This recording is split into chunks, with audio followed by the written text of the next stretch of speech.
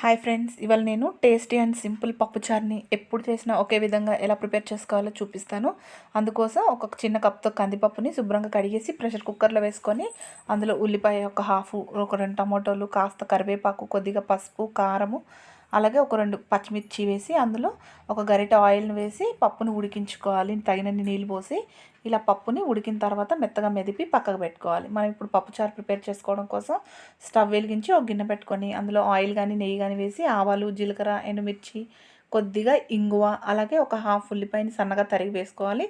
అందులోనే కరివేపాకు వేసి బాగా ఫ్రై చేసుకోవాలి. అందులోనే దంచిన వెల్లుల్లి రెబ్బలు వేసి ఈ పోపును మొత్తం కాస్త బ్రౌన్ కలర్ వచ్చే వరకు ఫ్రై చేసుకోవాలి. అందులోనే కొద్దిగా పసుపు వేసి ఒకసారి కలిపి మనం ముందుగా ఉడికించి మెదిపి పెట్టుకునే ఈ పప్పుచారుని ఇందులోకి వేసుకోవాలి.